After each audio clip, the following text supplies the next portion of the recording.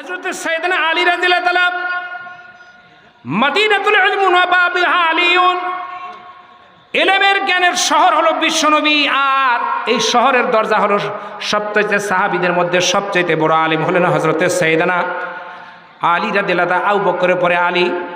কিন্তু ভাইরা আমার, আলী রাদিয়াল্লাহু তাআলা একদিন হঠাৎ করে বলছে, আলীর কাছে জীবনে কোনোদিন ফাতেমা বলে না, একদিন বলছে, আলী এতদিন সংসার করলাম তোমার সঙ্গে, কিন্তু ওই মায়ের পুরাতন শাড়ি, খাতিজা মরে গেছে, খাতিজার পুরাতন শাড়ি ছাড়া আরেকটা শাড়ি দিতে পারলেন না। শাড়ি কি আমার জন্য নতুন নিয়ে আসা যায় না? আলীর মন খুব কষ্ট পেল, আঘাত পেল। আলী তখন অন্যদিন হাসান হোসাইন দৌড়ে যেত, বাবা ঘোড়ার থেকে নামার আগে দৌড়ে যেত, ঘোড়ার লাগাম টেনে ধরত গো। আলী বহুদূর ঘোড়া থেকে নেমে গেছে, মন ভারী করে কষ্ট করে করে হেঁটে আসতেছে। হাসান হোসাইন বলছে, বিশ্বনবীর কাছে বলছে, বিচার দিচ্ছ আল্লাহর নবী, আমার বাবা অন্যদিন খুশি হয়ে আনন্দ হয়ে, যদিও ক্ষুধার্ত অবস্থায়, কিন্তু আনন্দ তার মুখে ভরা ছিল, কিন্তু আনন্দের চেহারা নাই। বিশ্বনবী বলল, কি কারণে আনন্দ নাই? হাসান হোসেন ছোট্ট বাচ্চা, তারা বলল, আমার মা গতকালকে শাড়ির আবেদন করেছিল, এই জন্য আমার বাবা অন্যদিন যেভাবে আসতেন আজকে মনটা খারাপ করে হেঁটে আসতেছে। আল্লাহ নবীও ফাতেমার হুজরা আসতেছিলেন, তখন সেখান থেকে ব্যাক করে আবার চলে গেলেন। হযরত ফাতেমা রাদিয়াল্লাহু তাআলা চিন্তা করলেন, আমার বাবা প্রতিদিন আসে, যখন আমার ঘরে খাবার থাকে না, বিশ্বনবীর চেহারার দিকে তাকায় দেখি 3 দিন 4 দিন চলে গেছে, খাবার যখন চুলা জ্বলতো না, বিশ্বনবীর চেহারার দিকে যখন তাকাতাম, ক্ষুধার যন্ত্রণায় হাসান হুসাইন মাটিতে যখন গড়াগড়ি দিত, বিশ্বনবীর কাছে কোলে করে যখন নিয়ে যেতাম, নানাজির চেহারার দিকে তাকানোর পরে ক্ষুধার তারা নির্দেক হয়ে যেত, ক্ষুধা তারা ভুলে যেতেন, ক্ষুধার কথা একেবারে বেমালুম তারা ভুলে যেতেন, আল্লাহ রসুলের চেহারার দিকে তাকায়া তাকায়া থাকতে। নবী আসলো না, আল্লাহ রসুলের কাছে ফাতেমা যাওয়ার পর বলছে, কেন আপনি আসলেন না? আল্লাহ রসুল বলল, ফাতেমা তোমার স্বামীর কাছে যদি ক্ষমা চাও তাহলে পরে আমি তোমার কাছে আসতে পারি, আর যদি এই অবস্থায় তুমি মরে যাও, ও ফাতেমা রে, আমি মানুষকে বলি আমাকে যে কষ্ট দেয় সে ফাতেমাকে কষ্ট দেয়, যে ফাতেমাকে দেয় সে আমাকে দেয়, কিন্তু আজকের আমলের পরিবর্তন যদি না হয়, তুমি যদি ফাতেমা মরে যাও, আল্লাহর কসম করে বলি রে ফাতেমা, তোমার জানাজায় আমি হাজির হব না। আল্লাহু আকবার বলেন। স্বামীর কাছে ক্ষমা চেয়ে নেবেন।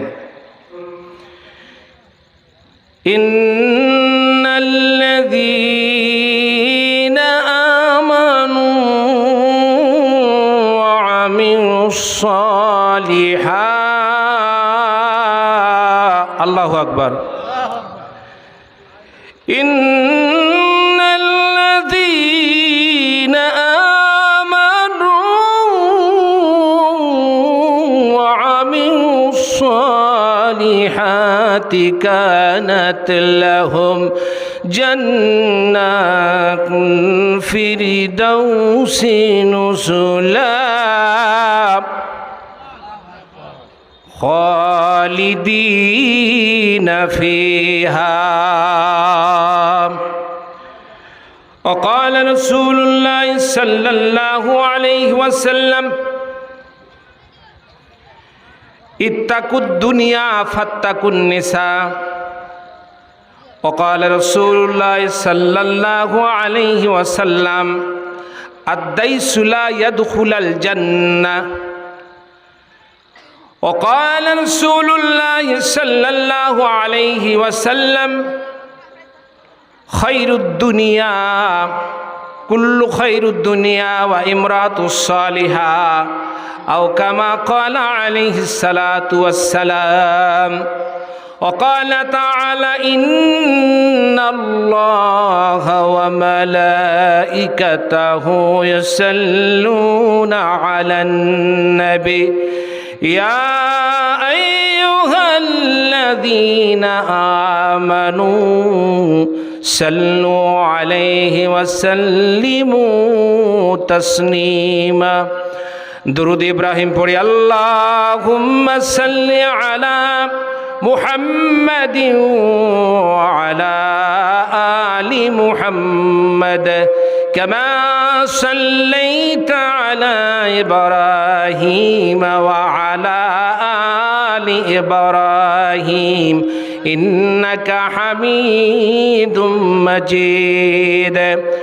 আল্লাহুম্মা বারিক আলা মুহাম্মাদিন ওয়া আলা আলি মুহাম্মাদ কামা বারাকতা আলা ইব্রাহিম ওয়া আলা আলি ইব্রাহিম ইন্নাকা হামিদুম মাজিদ। সকলে বলি বালাগাল উলা বিকামালিহি কাশাফাদ দুজা বিজামালিহি হাসনাত জামিউ খিসালিহি সাল্লু আলাইহি। ए तेरे मेराज से कि तूने लोहे कलम तक पूछा,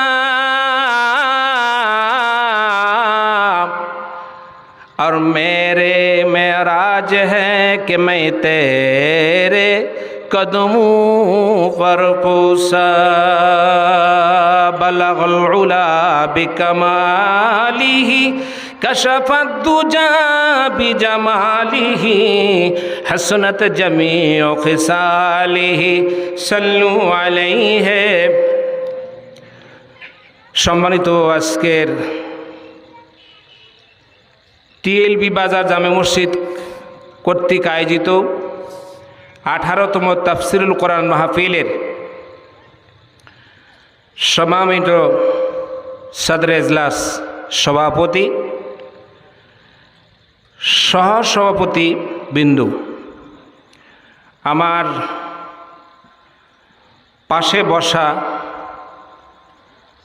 ভাই হজরত মৌলানা মাইনুল ইসলাম পরিচালক সহ এই মাহফিলের আঞ্জামের চূড়ান্তভাবে পরিশ্রম দিচ্ছেন মাসুদ রানা, হাইবুর রহমান সহ আরও অন্যান্য বিভিন্ন কাজে যারা সহযোগিতা করেছেন তাদের সকলকে আন্তরিক শুভেচ্ছা জ্ঞাপন করছি। তার সাথে সাথে বিশেষ করে আমার প্রাণপ্রিয় ইসলাম দরদি আমার ভাইরা আর পর্দার অন্তরালের মা তথা বোনেরা সকলকে আন্তরিক শুভেচ্ছা জ্ঞাপন করছি এবং তার সাথে সালাম বিনিময় করছি। আসসালামু আলাইকুম ওয়া রাহমাতুল্লাহি ওয়া বারাকাতুহু। হঠাৎ এশার আগে কিছু গুড়ি গুড়ি বৃষ্টি হলো, আর এই বৃষ্টির কারণে অনেকে ভেগে গেলেন অথবা কেউ থেকে গেলেন। আচ্ছা, যারা আসি তাদের কি খুব ক্ষতি হয়েছে? আওয়াজ দিয়ে বলেন, ক্ষতি কি হয়েছে আমাদের? এটা রহমতের বৃষ্টি হতে পারে কি পারে না? জোরে বলেন, পারে। আর অনেকে বলছে আমরা দূরে যাই তাহলে বেঁচে যাব। এটা আল্লাহ পাকের একদিক দিয়ে পরীক্ষা, আর দ্বিতীয় দিক দিয়ে মানুষের মনের মধ্যে একটা যন্ত্রণা সৃষ্টি করে। এই যে দেখো গুড়ি গুড়ি বৃষ্টি হচ্ছে, অতএব তোমরা চলে যাও, আগে বাড়িতে যাও। কি ভাই, ঠিক না বে ঠিক? সব কিছু মিলে আমরা আল্লাহ তাআলার রহমত কামনা করছি। আল্লাহ পাক তার কুদরতি নিজাম দিয়ে যেন আজকের এই তাফসির মাহফিল পরিচালনা করেন। সকলে বলে আল্লাহুম্মা আমিন, সকলে বলে আল্লাহুম্মা আমিন। সর্বোপরি শেষে আমি আপনাদের বিশেষ করে টিএলবি বাজারের যে সমস্ত ব্যবসায়িক বৃন্দ রয়েছেন, অক্লান্ত পরিশ্রম করে আপনারা টাকা দিয়ে, পয়সা দিয়ে, শ্রম দিয়ে খুব সুন্দরভাবে কোরআনের বাগান সাজিয়েছেন। আল্লাহ পাক সকলকে যেন জান্নাতের বাগান এক একটা করে বরাদ্দ করে দেয়। সকলে বলে আল্লাহুম্মা আমিন। ভাইরা আমার, আমি কথা লম্বা করব না, একটা আয়াতে কারিমা তেলাওয়াত করেছি। আর এই পৃথিবীতে অসংখ্য নারীর আবির্ভাব ঘটেছে। দুইজন নারীর কথা বলবো, দুইজন নারীর কথা বলবো, অত্যন্ত গুরুত্বপূর্ণ কথা। কোরআন শরীফ থেকে বলবো, হাদিস থেকে বলবো, একেবারেই ফাউল কথা বলে আপনাদের সময় নষ্ট করবো না ইনশাআল্লাহ। ওমা তৌফিকা ইল্লা বিল্লাহ, ইনশাআল্লাহ। একজন নারী, তিনি জিহাদের অনুপ্রেরণা জাগ্রত করার জন্য গভীর রজনীতে তিনি গান গাইতেছেন। একজন ইমানদার মহিলা। আচ্ছা, ইমানদার মহিলা কি গান করে? আপনারা কি একটু খটকা খাইল কিনা অন্তরে? হুজুর বলল ইমানদার, অথচ গান গাইল। আমি পরের দিকে আসতেছি, আল্লাহ পাক সময় দিলেন ইনশাআল্লাহ। 2 নম্বর, সবচাইতে পৃথিবীর গরিব একজন মহিলা, কিন্তু সবচাইতে বেহেশতের প্রথম কাতারে সে থাকবে। আপনারা শুনবেন তো ইনশাআল্লাহ? আলহামদুলিল্লাহ। যারা বাজারে আছেন, মেহেরবানি করে আপনারা অহেতুক সময় যা নষ্ট করলেন এটা না করে পরীক্ষামূলক আপনারা রহমতের সামিয়ানা নিচে বসুন। ইনশাল্লাহ সেরকম বৃষ্টি নাই, ঠিক না ঠিক? খুব জোরে কি বৃষ্টি হচ্ছে? না, ইমানের পরীক্ষার কিচ্ছু নয়। আল্লাহ রাব্বুল আলামিন বলেন, ইন্নাল্লাযীনা আমানু ওয়া আমিলুস সালিহাতি কানাত লাহুম জান্নাতুল ফিরদাউসি নুজুলা। আপনারা জানেন যে 8টা বেহেশত আছে। কয়টা বেহেশত আছে? 8টা জান্নাত আছে। এর মধ্যে জান্নাতুল ফিরদাউস হলো সবচাইতে দামি জান্নাত, ঠিক না ঠিক? কিন্তু দামি জান্নাত নয়, জান্নাত একটাই। বেহেশতর ঘর কি? একটাই, বাড়িওয়ালা একটাই। কেউ 5 তলা, কেউ 7 তলা, কেউ 2 তলা, কেউ মাটির নিচে, ঠিক না ঠিক? কেউ ছাদের নিচে। বেহেশত কিন্তু একটাই। 8টা বলেছেন ঠিকই, কিন্তু আমলের ওজন অনুযায়ী সেই ধরনের জান্নাত আল্লাহ পাক তাদেরকে দান করবেন। ও আজকে নতুন মনে হচ্ছে আপনাদের কাছে? এতদিন শুনলাম 8টা বেহেশত, এখন বলছে একটা। কি ব্যাপার? না, কিছু বুঝার কমের কারণে আমরা এই কথাগুলো বলে থাকি। আচ্ছা, এখন আসেন, কারা ওই জান্নাতুল ফিরদাউসে যাবে? যারা নেক আমল করবে, মহিলা অথবা পুরুষ। মহিলা অথবা পুরুষ, মহিলাও বেহেশতে যাবে, পুরুষেরাও বেহেশতে যাবে। মহিলারা যদি সংসদে যায়, তাহলে মহিলাদের জান্নাতে যাইতে অপরাধ কিসের? কথা বুঝেন না আপনারা? সংসদ ভবনে মহিলা, তারপর দেশনেত্রী মহিলা, তাহলে জান্নাতের সাইয়্যিদাতুন নিসা, মহিলাদের সর্দার নিয়ে আল্লাহ পাক বানিয়েছেন। এখানে কি আপনাদের কি কোনো সমস্যা আছে কথা বলতে? ভাইরা আমার, তো আমি আলোচনা লম্বা না করে সরাসরি আলোচনার দিকে চলে যাচ্ছি। ভাইরা আমার, খলিফাতুল মুসলিমিন হযরত সাইয়েদনা ওমর রাদিয়াল্লাহু তাআলা, অর্ধ পৃথিবীর জাহানের খলিফাতুল মুসলিমিন, উনি জনগণের খোঁজখবর নেওয়ার জন্য গভীর রজনীতে বের হয়ে গেলেন। আমাদের চাইতে উল্টা তার চলাফেরা। আমাদের নেতারা প্রোটোকল দিয়ে, পুলিশ দিয়ে, পাহারা দিয়ে, জানি না কোন জান্নার ফাঁস দিয়ে আবার মারি দেয় একটা, এরকম থাকে। আর সাইয়েদনা ওমর রাদিয়াল্লাহু তাআলা তখন বের হয়ে গেছেন গভীর রজনীতে নামাজ আদায় করার পরে। গভীর রজনীতে যখন জনগণের খোঁজ খবর নিতে গেল, যাওয়ার পরে দেখতেছে ছোট্ট একটা বেড়ার ঘর, টিম টিম করে একটা আলো জ্বলতেছে, আর ওই ঘরের ভেতর থেকে গানের আওয়াজ আসছে। জোরে বলেন কিসের আওয়াজ? একটু জবান খুলে বলুন না ভাই, কিসের আওয়াজ? গান গাওয়া জায়েজ আছে না নাই? মাথা খারাপ হয়ে যাবে। গান গাওয়া জায়েজ আছে। কোন গান? যে গান ইমানের খোরাক যোগায়। সাহাবায়ে কেরাম যুদ্ধের ময়দানে যেত, অনেকে পিছপা হয়ে পালায়ে যেত। মহিলারা ঘরে বসে জিহাদের ময়দানে যায় না, এই জন্য উনারা পর্দার ভিতর থেকে সুন্দর সুন্দর কাসিদাগুলো, গানগুলো গাইতো। আর জেহাদের অনুপ্রেরণা জাগ্রত হওয়ার পরে মর্দে মুজাহিদের মতো আল্লাহর রসুলের সাহাবীরা জেহাদের ময়দানে ঝাঁপিয়ে পড়তেন। মহিলাটি গান গাইতেছে, তার কেউ নাই, স্বামীও নাই। আচ্ছা, স্বামী ছাড়া মহিলা যদি গান গায়, তাহলে কত নম্বর মনে করবেন আপনারা? কেরে, ওর স্বামী নাই, এখন এত মনের মধ্যে আনন্দ কিসের? স্বামী নাই আবার আনন্দ কিসের? এরকম চিন্তা হওয়াটা স্বাভাবিক কি না?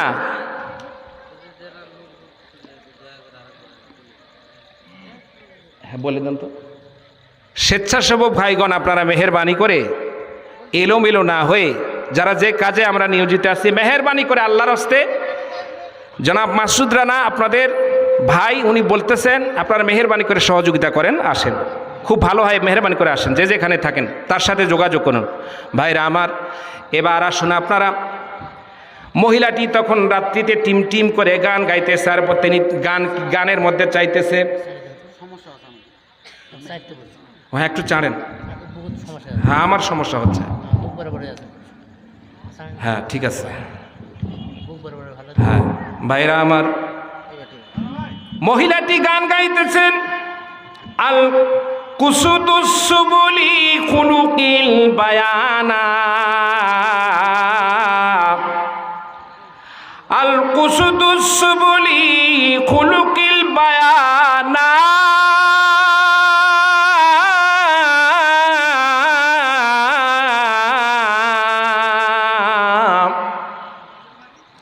আও সাউজিদান হুব্বু হায়াতে।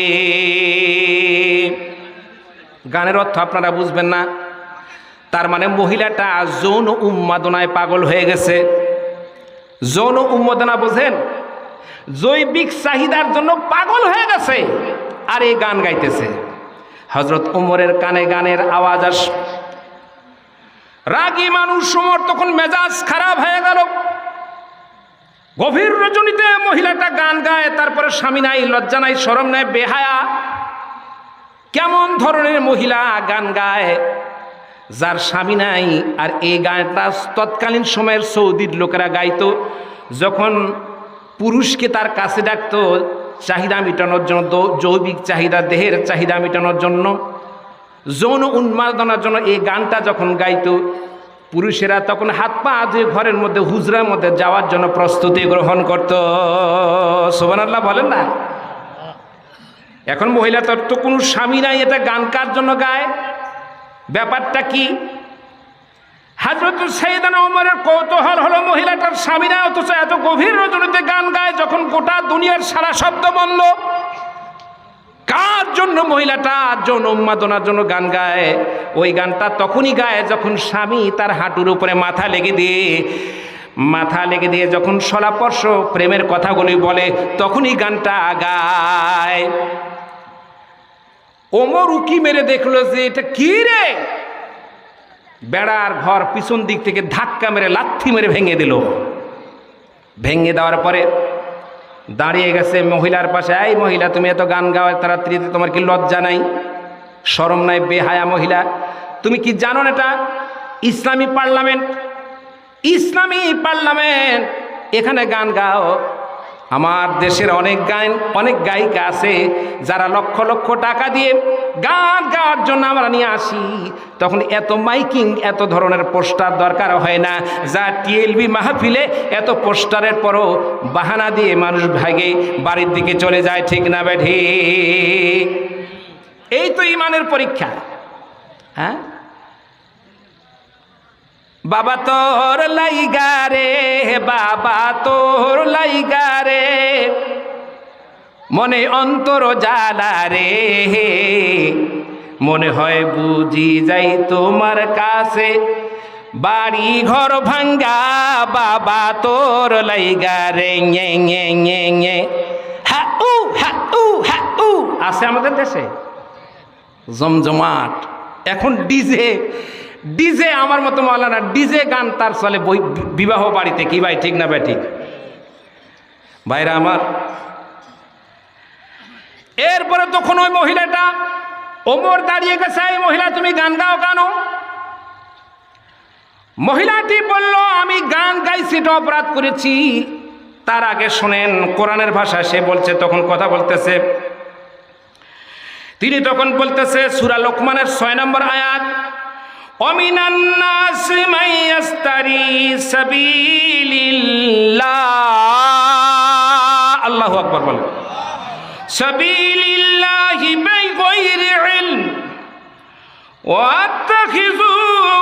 ওয়াত্তাখিযা হুজুয়া উলাইকা লাহুম আযাবুম মুহিম।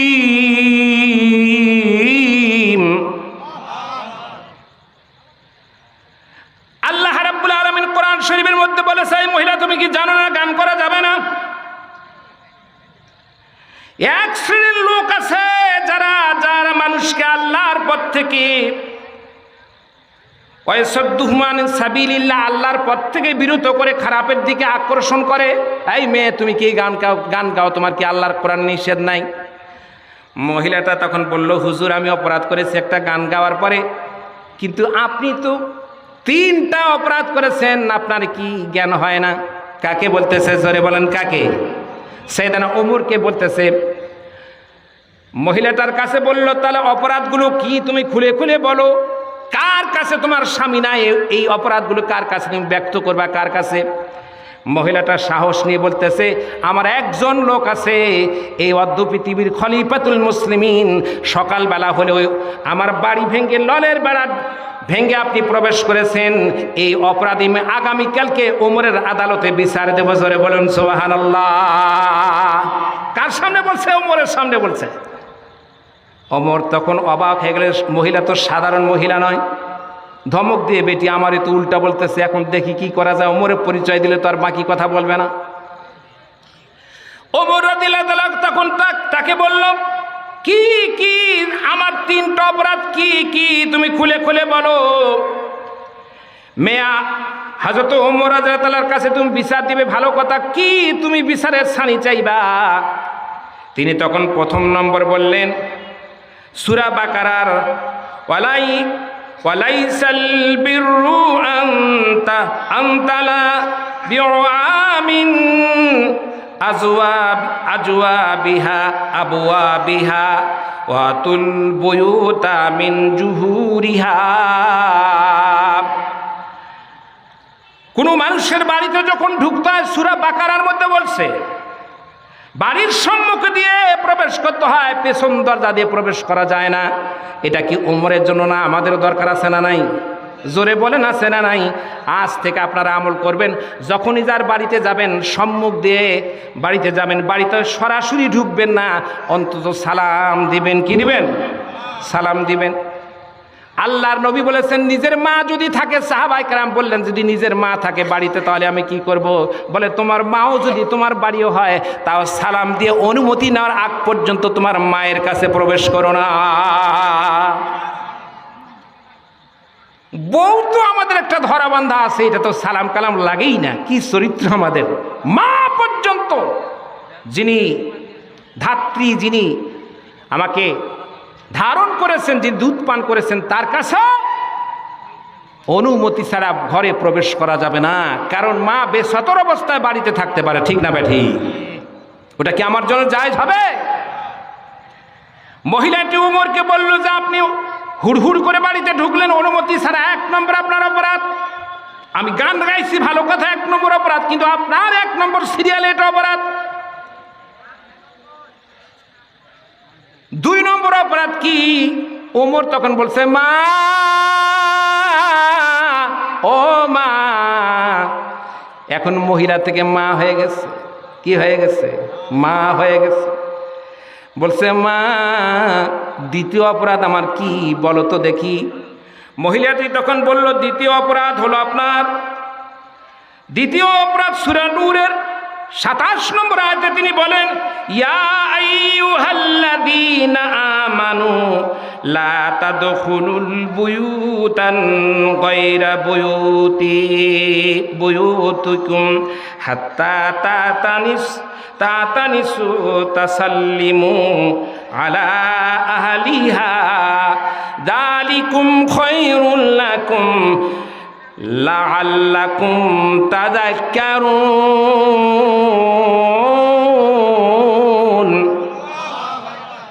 দ্বিতীয় অপরাধ হলো, ওহে যারা ঈমান আনছো, আল্লাহ তাআলা বলেছেন ঈমানদার বলে যারা দাবি করো, নিজের বাড়ি হোক অথবা অন্যের বাড়ি হোক, সালাম দিয়ে প্রবেশ করবে, সালামের আগে প্রবেশ করবে না।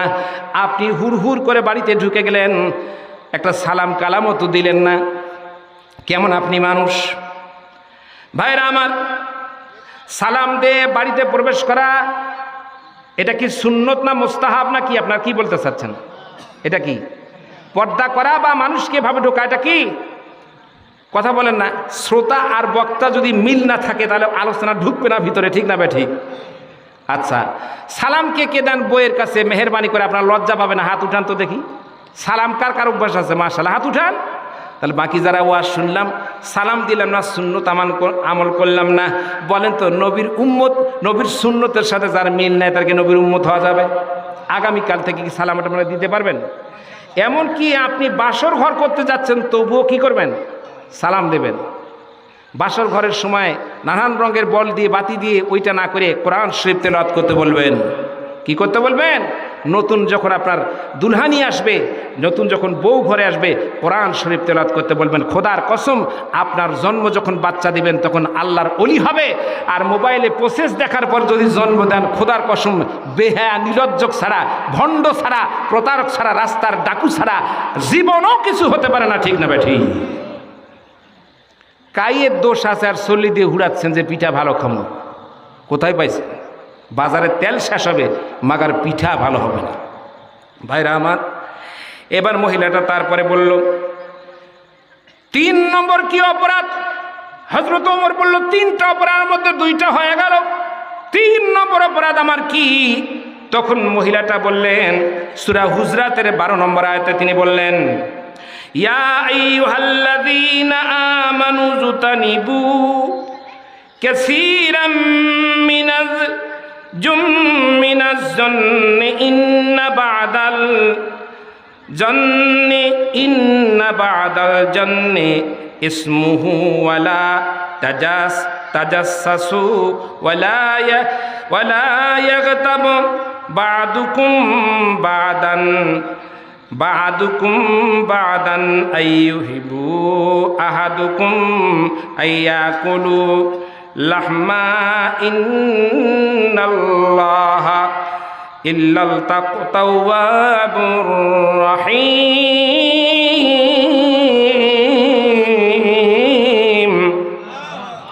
আল্লাহ রাব্বুল আলামিন বলেন, মহিলাটি বলছে 3 নম্বর অপরাধ।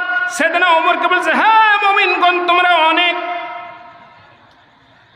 ধর্ম, অনেক ধারণ থেকে, অহেতুক মানুষের সন্দেহ থেকে মুক্ত থাকো।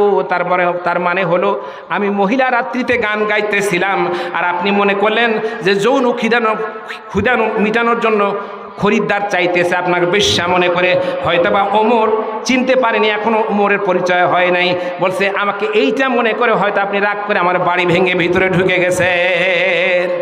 এই 3টা আপনার অপরাধ। অবশ্যই কালকে আমি বিচার দেব সাইয়েদনা ওমরের আদালতে। দাঁড়িয়ে তিনি শুনতেছেন, তিনি কে? ওমর। ওমরের চোখ মুখ খুব দুর্বল হয়ে গেছে। হায় রে, আমি কি, আর এই মহিলা আমাকে আবার কোন ধরনের বক্তব্য শোনালো? এখন পরিচয় ক্লিয়ার আমি দিব না। এবার বলছে, মা কেন গান গাইলেন? কিসের কারণে গান গাইলেন? আপনার মনের ব্যথা কি? উন্মাদনামূলক গান গাইলেন কেন? কোরআন শরীফের আয়াত বললেন, খুব ভালো লাগলো, তাহলে কোরআন সম্পর্কে ভালো জ্ঞান আপনার আছে, কিন্তু কেন এই উন্মাদনা, কেন এই যৌন চাহিদা মিটানোর জন্য গান গাইলেন কোরআনের আয়াত থেকে? তো আপনি ঠাস ঠাস করে উত্তর দিলেন, আমি বুঝলাম না। এবার মহিলা ডাক দিয়ে বলছে, মহিলা ডাক দিয়ে বলছে, পথিক আমার বাড়ি ভাঙছেন, আমি মহিলা দুর্বল মানুষ, রাগও করিনি, কিন্তু কেন আমি এই গান গাইলাম আপনি কি জানতে চাইলেন না? একটাবার আন্দাজ রাগ করে বাড়িটা ভেঙে দিলেন, কামটা তো ভালো করলেন না। এখন ওমর বলছে, বলো মা ওইটা কেন করলা, এই গানটা কেন গাইলা? বলে আমি। এবার ওমর বলছে, কার বিরুদ্ধে? ওই ওমরের বিরুদ্ধে। কেন মামলা দিবার? রাগটা কি? কিসের কারণে এত রাগ? আর কেনই বা তুমি এত গভীর রজনীতে গান গাইতেছো? তখন ওই মহিলাটা বলতেছে যে আমি এই জন্য সর্বপ্রথমে আসামি ওমরকে বানাইবো, এর জন্য যে আমার যখন নতুন বিবাহ হয়, এই বাড়িতে যখন আমি আসি রে, এই বাসায় আসার পরে মানুষ নতুন মেহেদি হাত পরা দুলহা দুলহানির আনন্দের জীবন যায়। আমি যখন প্রথমে বিবাহ বন্ধন হয়ে বাড়িতে যখন আসলাম, বাসরাত হয় নাই, সবেমাত্র কলেমা হয়েছে। এই সময় একজন সাহাবী আব্দুল্লাহ ইবনে সাদ আমার স্বামী, ওই সময় খবর আসলো ওমর একটা সাহাবীর মাধ্যম দিয়ে শ্রীকোট লিখে দিল, কাগজে লিখে দিল, ওমর যেই অবস্থায় আব্দুল্লাহ ইবনে সাদ, তুমি যে অবস্থায় আছো, ওমর তোমাকে তলব করছে, জিহাদের ময়দানে তোমাকে যেতে হবে। আল্লাহু আকবার বলেন। আমরা হলে যেতাম। পাড়ার লোকেরা, মুরব্বীরা বলল, খবরদার, আজকে নতুন জীবন সবে মাত্র শুরু, তুমি কি জন্য আজকে জিহাদের ময়দানে যাবা? ওমরের কাছে কালকে বললেই হবে যে আমার এরকম হয়ে গেছে। আব্দুল্লাহ ইবনে সাদের মধ্যে ঈমান ছিল। কি ছিল? জোরে বলেন, কি ছিল? ঈমান একটা বড় দৌলত। বাংলাদেশের মুসলমান, আপনারা রাগ করে না, আপনারা আমার ভাই, আপনারা আমার সন্তান, কেউ বা আমার ভাই, কেউ আমার বাবা, পিতৃ সমতুল্য, কিন্তু আসলে সবই আমাদের আছে। ঈমান নামক দৌলতটা নষ্ট হয়ে গেছে, ঠিক না ঠিক? ঈমান একেবারে সমান পাল্লা দরে বিক্রি হয়ে যাচ্ছে, যার জন্য মুসলমান সব জায়গায় মার খাচ্ছে, ঠিক না ঠিক? ভাইরা আমার, এখন বলছে প্রথম নম্বর রাগ এই জন্য যে ওমর সিরিকোট দিল আর আব্দুল্লাহ ইবনে সাদ দিল দৌড়। তখন যাওয়ার আগে ডাক দিয়ে বলল, বিবি রে, তোমার সঙ্গে আমি বাসর করতে পারলাম না, প্রেমাপ আলোচনা করতে পারলাম না। মেহেদি হাত দিয়ে মানুষ রাত্রি কাটায়, আমি কিছুই করতে পারলাম না। বিশ্বনবী আমাকে ডাক দিয়েছে, তাগিদ দিয়েছে, যদি আমি জিহাদের ময়দানে মরে যাই, তাহলে পরে কিয়ামতের দিন আল্লাহর আদালতে যখন চাইব, আল্লাহ পাক দুইজন স্বামী স্ত্রীকে জান্নাতের আমাদের মেহমান বানায়া বাসরের ব্যবস্থা করবে। আল্লাহু আকবার বলেন। ভরসা কার উপরে? আহা ভাইরা আমার, এরপর আব্দুল্লাহ ইবনে সাদ চলে গেল।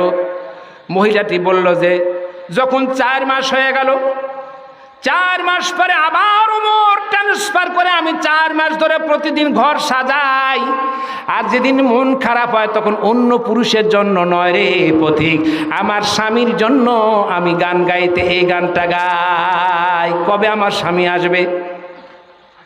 আমার মনের অন্তরে খবর তো মালিক জানে, এই জন্য মালিকের কাছে আমি দরখাস্ত করি আর গান গাই, উন্মাদনামূলক গান গাই, অন্য কোনো পুরুষের জন্য না, আমার স্বামীর জন্য।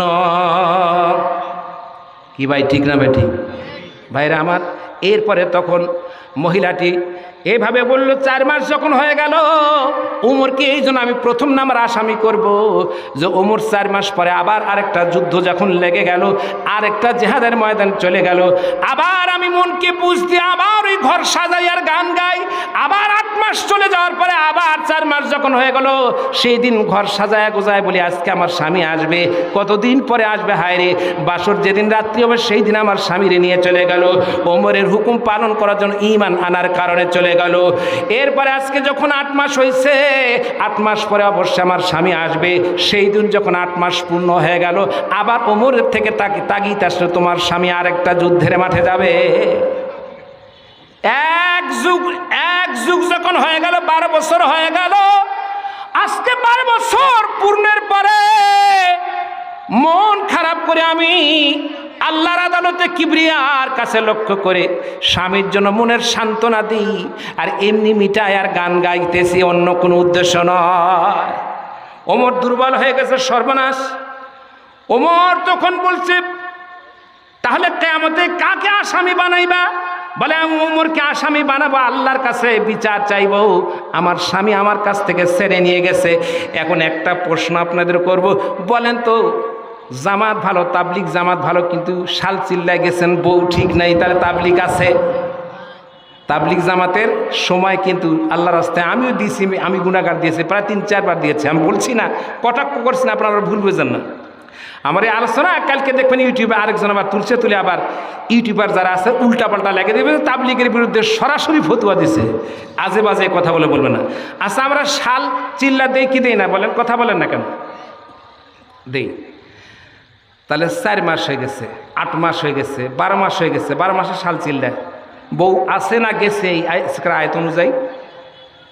এখন ওমর ক্ষেপ দুর্বল হয়ে গেছে, কথাটাকে ক্লিয়ার হয়ে যান, পরে ফতুয়া দিন। কাল থেকে ফতুয়া দিতে আমার বিপদ হয়ে যায়, বাজারে আবার হুজুর তাবলিগ করা বন্ধ করে দিচ্ছে, বউ ছেড়ে যাওয়া যাবে না, এই উল্টা পাল্টা আবার বলেন না। ভাইরা আমার শোনেন, এরপরে তখন ওমর তখন দুর্বল হয়ে গেছে, তার মেয়ে হাফসার কাছে গেছে। হাফসা একজন হাদিস বিশারদ, হাফসার কাছে গিয়ে বলছে, মা একটা মহিলা স্বামী ছাড়া কতদিন থাকতে পারে? মাসালা দিয়া দাও। হাফসা বলল, আব্বা গো, একটা স্বামী ছাড়া মহিলা 4 মাস থাকতে পারে, এর উপরে থাকতে পারে না। কয় মাস? আমাদের দেশে যারা, বিদেশে যারা থাকে, বৈদেশিক যারা বাণিজ্য করতে যায়, অধিকাংশ 90 জন 95 জন বউ আর খুঁজে পায় না। যাওয়ার সময় খুব মাথা লালে বুঝায়, ও বলছে যান যান, আমার কাজের জন্য যাবেন। 2 মাস 3 মাস 4 মাস 6 মাস বছর, তারপরে এসে দেখে যে বউও নাই, বাড়ি ঘরও নাই, কোনো খোঁজ খবরও নাই। যা বলছে বউ কই? তখন মা বলছে তোর বউ তো দূরের কথা, বউয়ের সাথে আরেকটা হয়ে গেছে, তার মানে আরেকজনের সাথে বিয়া হয়ে আরেকটা বাচ্চা হয়ে গেছে, বউ খুঁজে আর নাই। কি ভাই এরকম হয় কি হয় না? অধিকাংশ এই অবস্থাগুলো হয়, বিশেষ করে সিলেটে, চট্টগ্রামে আর বরিশালের বহুত লোক, তারা এরকম অবস্থা, আরেকজনের হাত ধরে আরেকজন চলে গেছে, তার জন্য বউকে পুরা দায়ী করা যাবে না আজকের এই কথাগুলো অনুযায়ী, আয়াত অনুযায়ী। ভাইরা আমার, হাফসা অর্ডার দিয়ে দিলেন 4 মাসের উপরে, এটা জুলুম হবে মহিলাদের উপরে। দৌড় দিছে ওমর, দৌড় পর বলছে, এই সদা সদবর্গে কে আসো, তাড়াতাড়ি যাও, আব্দুল্লাহ বিন সাদকে কোথায় আছে খোঁজ খবর নিয়ে তাড়াতাড়ি আয় রে আয়। এখন যদি মরে যাই, ওই মহিলাটা কালকে বিচার দিবে, আল্লাহ আদালতে কিবরিয়ায় আল্লাহর কাছে আমি আসামি হয়ে দাঁড়াতে পারবো না। আল্লাহু আকবার। এরপরে সাথে সাথে আব্দুল্লাহ বিন সাদকে নিয়ে আসা হলো। আব্দুল্লাহ বিন সাদ যখন হঠাৎ করে চলে গেছে বাড়িতে, বউ তখন হতচকিত হয়ে অবাক হয়ে সালাম দিয়ে বলছে, প্রাণের স্বামী,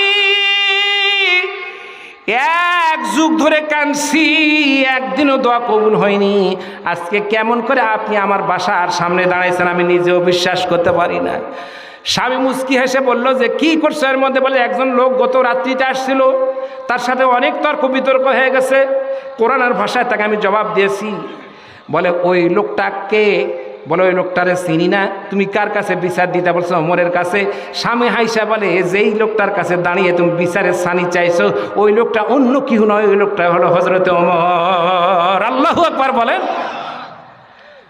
ভাইরা আমার, সেই দিন থেকে 3 দিন ছুটির ব্যবস্থা করলো। এই জন্য চাকরিজীবী যারা, ব্র্যাক থেকে শুরু করে বিভিন্ন কোম্পানিতে যারা থাকে, চাকুরি করে, তাদের মধ্যে দুর্ঘটনা, আমি বলছি না যে সবাই ঘটে, দুর্ঘটনা ঘটে না, ঘটে না, কথা কয় না, দুর্ঘটনা ঘটে না, ঘটে না। যুবতী নারী, যুবতী পুরুষ, জওয়ান পুরুষগুলি বউ নাই, ওই এক জায়গায়, বউ আর এক জায়গায়, এইটা আরেকটা, ওইটাকে, এই যে একটা ভেজাল, ভেজালের পরে ভেজাল, মহা ভেজাল হয়ে যায়, ঠিক না বেটি? এটা আমাদের কারণে। ভাইরা আমার, সব ব্যাপারে দোষ দিলে হবে না, হিসাব করে চলতে হবে। ভাইরা আমার, এই জন্য বলতেছিলাম, শুধু মেয়েদেরকে দোষ দিলে হবে না। আবার কিছু মহিলা আছে, যে সমস্ত মহিলারা তাদের আমলের কারণে, বদ আমলের কারণে জাহান্নামে যাবে, কোনো সন্দেহ নাই। ভাইরা আমার, এই জন্য মহিলাদের ব্যাপারে বলা হচ্ছে, হাদিস শরীফে আমি হাদিস পড়ে আসছি, ইত্তাকুদ দুনিয়া ফাত্তাকুন নিসা, এই দুনিয়ার সবচাইতে ফিতনার কারণ হলো মহিলা। জোরে বলেন, ফিতনার কারণটা কি? জোরে বলেন না, কোনো ফিতনার কারণ কি?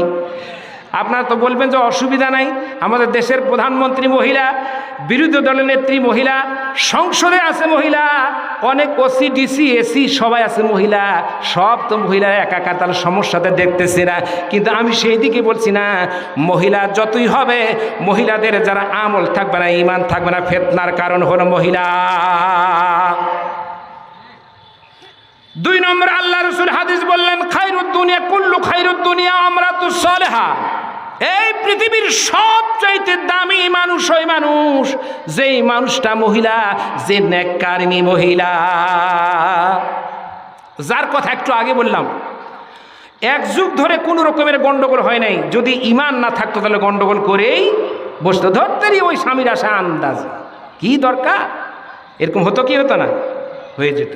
ভাইরা আমার, এরপরে এবার আসুন, আল্লাহর নবী বলেছেন, লা ইয়াদখুলাল জান্নাতা আদ-দাইসু লা ইয়াদখুলাল জান্নাতা। কিছু দাইস প্রকৃতির মহিলা আমাদের বেশি বাংলাদেশে বর্তমান দেখা দিয়েছেন, অন্যান্য দেশে তো আছেই, কিন্তু বাংলাদেশে বেশি। আমি মেহেরবানি করে, অনেক মহিলারা বলে যে আমাদের ব্যাপারে হুজুররা ওয়াজ করেন, একটি মহিলার সাবজেক্টে আমি কিছু বলবো, আগের থেকে আমি মনে করছি যে আজকে মহিলাদের ব্যাপারে বলবো ইনশাআল্লাহ। এবার আসুন ভাইরা আমার, আল্লাহ নবী বলছে দাজ্জালের বন্ধুত্ব কায়েম করবে 7 শ্রেণীর লোক। কিয়ামতের আগে কয় শ্রেণীর লোক মনে করে? মনে করে, খুব দরকারি কথা বলবো। ভাতের যেমন দরকার তরকারি, আর আজকের ওয়াজ হবে আমার তরকারির মতো দরকারি, এরকম কথাই বলবো। বাজে কথা বলে সময় নষ্ট করতে চাই। আচ্ছা, এবার আসেন, আল্লাহ নবী বললেন 7 শ্রেণীর মহিলা হবে কিয়ামতের আগে, তারা বন্ধুত্ব করবে দাজ্জালের সাথে। কার সাথে? দাজ্জালের সাথে। এরপরে তখন এই অবস্থায় তারা, দাজ্জাল আসবে কি আসবে না? দাজ্জাল আসবে না? দাজ্জাল আসবে তো। এখন মামুর বাড়িতে আছে, কালকে আসবে বেটার বাড়িতে, নাকি? ইমান থাকলে ভালো, না থাকলে গেল, এই তো কথা, নাকি বলেন? ভাইরা আমার, কোন কোন মহিলারা আসবে সে ব্যাপারে বলা হচ্ছে। কোন 7 শ্রেণীর মহিলা? আল্লাহর নবী বলেছেন 7 শ্রেণীর মহিলা হলো ওই দাজ্জালের সাথে সম্পর্ক তাদের থাকবে। 1 নম্বর হলো আন্নানা। কি? জোরে বলেন। আন্নানা কি? আন্নানা। আন্নানা মানে হলো স্বামী যা কিছু করে স্বামীকে বলবে সেটা আমার জন্য করো। বাপের বাস থেকে 5 বিঘা জমি পাইছে, 7 ভরি সোনা পাইছে, মন ভরে না। আবার স্বামীকে যাওয়ার পর বলছে তাড়াতাড়ি বাপ মা থেকে আলাদা হয়ে যাও, নাহলে এই নাম্বার গেলে আর কিন্তু আসবো না। হয় কি হয় না? এটা কথা বলেন না কেন আপনারা? আরে তোর দরকারি ওয়াজ করবো আজকে, ফালতু ওয়াজ করবো না আমি। এরকম মহিলা আছে না নাই? আর যার নাই তো তাই তো আরো। এতদিন যৌবন জীবন সব কিছু তোমার পিছনে খাটলাম, দিলেনটা কি? ওই 2 বিঘা জমি কিনছো, আমার নামে হবে। স্বামী বলছে আরে আমার মানে তোমার এত ব্যস্ত কেন? বলে না আমার নামে হবে, আমি পাইলামটা কি তোমার সাথে সংসার করে? কি ভাই এরকম বলেন? আর কোন মহিলা আছে না? আন্নানা এই ধরনের মহিলারা থাকবে। 2 নম্বর হবে মান্নাকা, খোটা দেওয়া মহিলা। খোটা দেওয়া মহিলা আছে না আমাদের সমাজে? খোটা দেওয়া মহিলা আছে। মায়েরা ভালো করে শোনেন, ভাইজানেরা আপনারা শোনেন, যেহেতু মহিলার সাথে সংসার করতে হয় কি হয় না? খোটা দেওয়া কেমন? আমার বাপ তোমায় এত টাকা দিল, মোটর সাইকেল দিল, এই দিল সেই দিল, তুমি কি আমাকে দিলা? আমার বাপের বাড়ি যা আছে তোমার বাড়িতে বসার মতো জায়গা নাই, এত ফকিরের সাথে আমার বাপ বিয়া দিল, এরকম হয় কি হয় না? স্বামী আফসোস করে বলে আরে আমারে পাইছো, আমি তো তোমার জন্য বড় অলংকার, তোমার আবার কি দরকার? তখন অহংকার করে করে মহিলাটা বলে আন্দাজে কিচ্ছু নাই, আমার বাপের এক কানা, নাহলে তোমার মতো বোকার সাথে বিয়া দিল কেন, ফকিরের সাথে বিয়া দিল কেন? এখন হয় কি হয় না? জি ভাই। আচ্ছা, 3 নম্বর বার আসেন কান্না। 3 নম্বর হলেন হান্নানা। ওই মহিলা বের হবে ছেলের সংসারে বিয়ে করে, যখন সে সাবান কিনলো তখন বলল 20 টাকার সাবান না দিকে আপনি 30 টাকা 40 টাকার দামি সাবান দিতে পারেন না। এত ফকিরের সাথে বিয়ে করছে, যার কারণে আমার জীবনটা শেষ হয়ে গেল। কি এরকম মহিলা আছে না নাই? জোরে বলেন আছে না নাই? মায়েরা মেহেরবানি করে এটা বলবেন না, আমি পরে আপনাদের আলোচনার ব্যাপারে বলবো ইনশাআল্লাহ। 2টা মহিলার কথা আমি বলতে চাইছি না, 2 জন মহিলার কথা কোরআন হাদিস থেকে আলোচনা করতে চেয়েছি। 3 নম্বর হলো কান্নানা, অহংকারী মহিলা, যে বিয়ে হওয়ার পরে বলে যে আমার বাবা কোন বংশের? তুমি কি জানো যে আমার ভাই সবচাইতে বড় মাস্তান নেয়ামতপুর থানা লেভেলের? তুমি কি জানো আমি বড় লিডারের মেয়ে, নেতার মেয়ে, আমি পার্টিসিপেট করি? ভাই এরকম মহিলা আছে না নাই?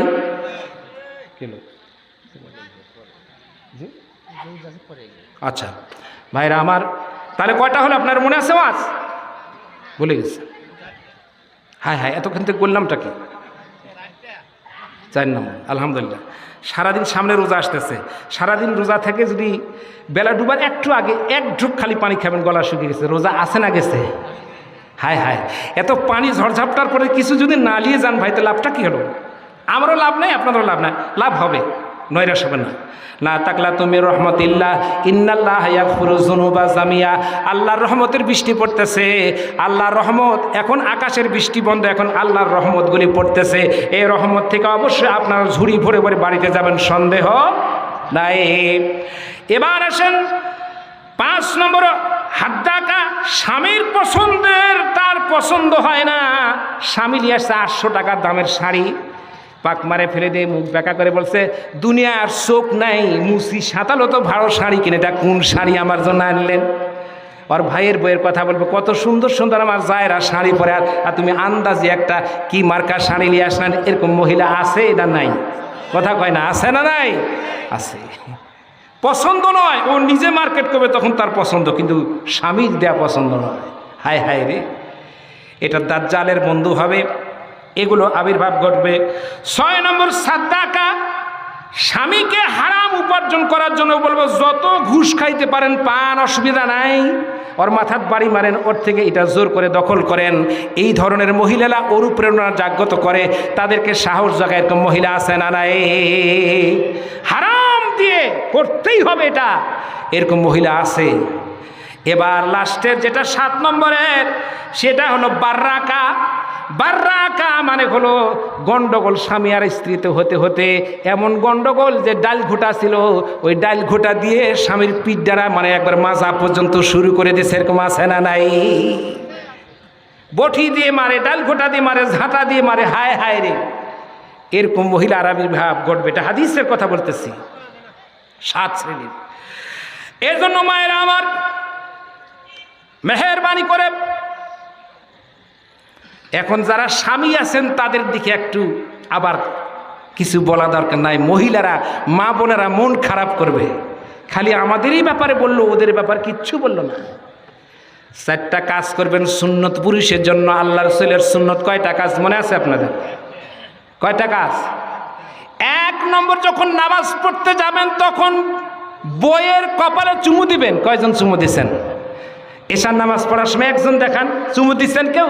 জীবনও দিনই 1 বছর হয়ে গেছে। আন্দাজি কিসের চুমু? জায়গা মতন চুমা দেন না, কিন্তু যেখানে চুমা লাগে না সেটাই ঠিকই দিই আমরা। কথা কয় না কেন? চাকরি পাওয়ার জন্য কারো কপালে চুমু দিই, কারো হাতে চুমু দিই, কারো পায়ে চুমু দিই। আবার যারা যুবক আছি, যেই জায়গায় চুমু দিলে হারাম হবে সেই জায়গায় চুমু দিই, যেই জায়গায় চুমু দিলে আরাম হবে সেই জায়গায় চুমু দেই না। ঠিক না বেঠি?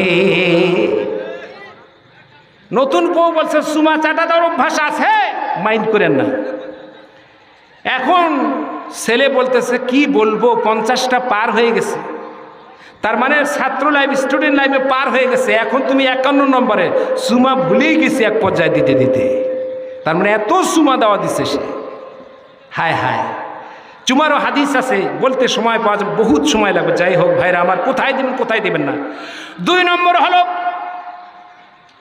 বইয়ের মাথার উপরে, উরুর উপরে মাথা রেখে, হাদিস এটা বউ চিরুনির মতো আপনাকে মাথার চুল যদি লম্বা থাকে লেড়ে দেবে, আস্তে আস্তে কথা বলবে, আর আপনি কোরআন শরীফ তেলাওয়াত করবেন। বলেন তো এরকম কেউ করতে পারছেন নাকি? কিসের কথা? কোরআন শরীফই জানি না। আরে কোরআন শরীফ না জানেন তো সূরা ফাতিহা জানেন আপনারা? কেমন মুসলমান আপনি, ফাতিহাও জানেন না, ক্লাসও জানেন না। আর মরার পরে মৌলভী সাহেব বলছে হুজুর জোরে জোরে বলেন বিসমিল্লাহি ওয়ালা মিল্লাতে রাসূলুল্লাহ। এক হুজুর ধীরে বলছে, তাই বলছে আজকেই আপনার খাওয়া শেষ। বেহেশত মৌলভী দিলিয়ে যাবে, আর সারা জীবন চলবে উল্টা পাল্টা।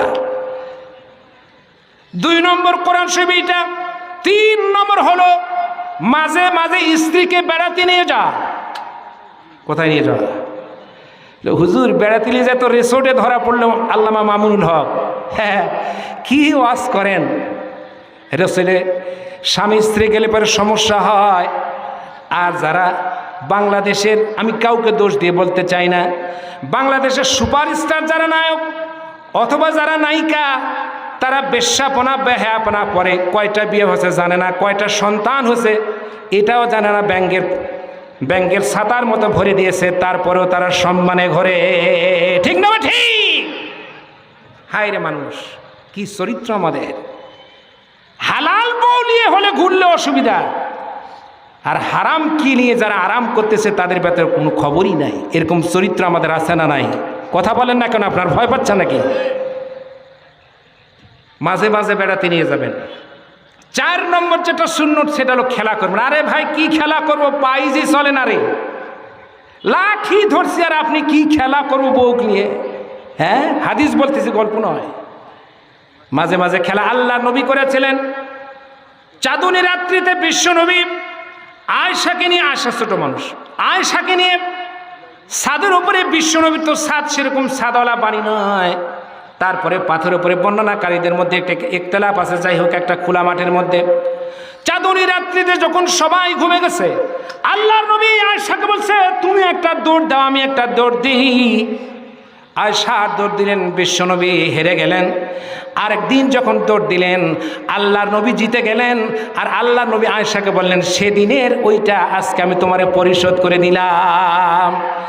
এরকম সুন্নত যদি আমাদের বাড়ির মধ্যে চালু থাকে, খোদার কসম করে বলছি স্বামী স্ত্রী বিজি আর সাপে সম্পর্ক হবে না, ঠিক না বেঠে?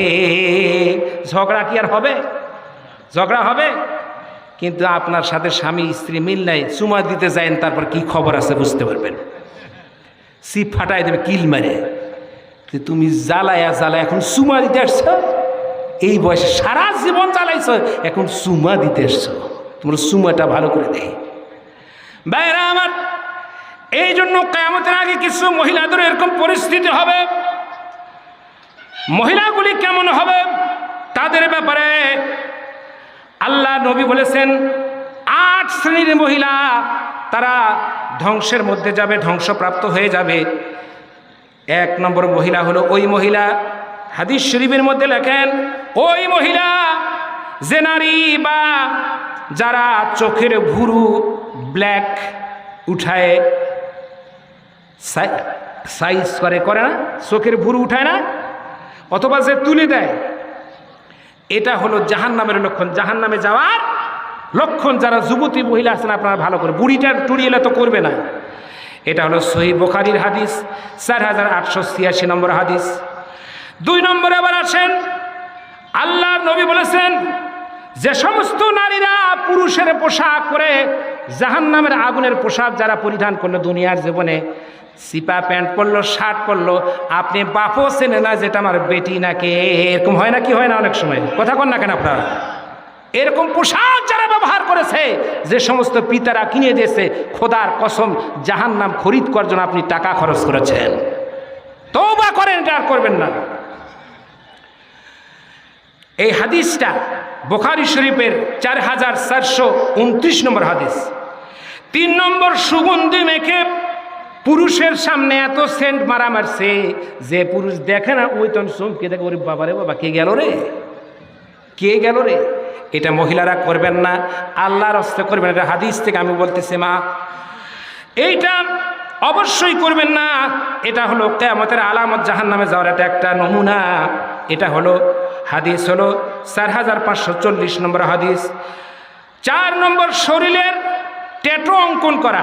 প্রেমিকারা সংক্ষেপে দিছে SMR মানে ওই বুঝে সংক্ষেপে দিছে এখানে।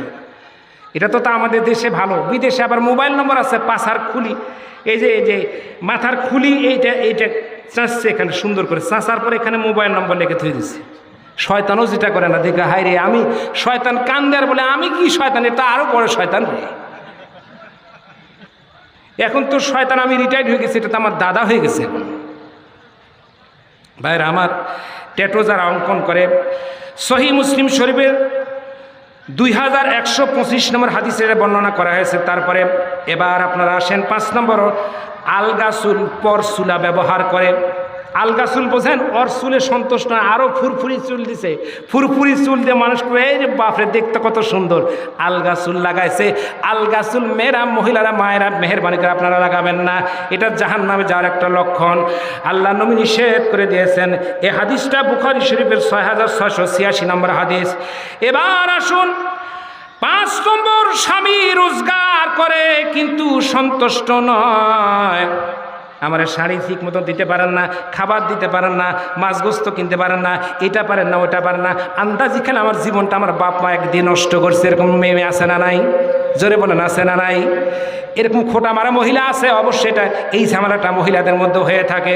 খবরদার, আপনার স্বামীর ইজ্জত রক্ষা করা আপনার দায়িত্ব। 2টা কারণে মহিলারা জান্নাতে যাবে। আল্লাহ নবী বলেছেন 2টা কারণে জান্নাতে। হযরতে সাইয়্যিদাতুন নিসা, মহিলাদের সর্দারনী হযরতে ফাতেমাতুজ জোহরা রাদিয়াল্লাহু তাআলা, তিনি 2টা কারণে জান্নাত পেয়েছেন। 1 নম্বর জান্নাত বোরখা পরার কারণে, পর্দা করার কারণে, আর 2 নম্বর পেয়েছেন সেটা হলো যে স্বামীর খেদমত করার কারণে। স্বামীর খেদমত করবেন না ছাড়বেন, এটা আপনাদের বিবেচনা। অনেক মহিলারা আছে যে স্বামীর আর কি খেদমত করবে, স্বামীকে বলছে যে সারাদিন ব্যস্ত, তুমি তো টোটো করে ঘরো, তো এখন আমার খুব শরীর ব্যথা করতেছে, তুমি এখন পা টিপে দাও।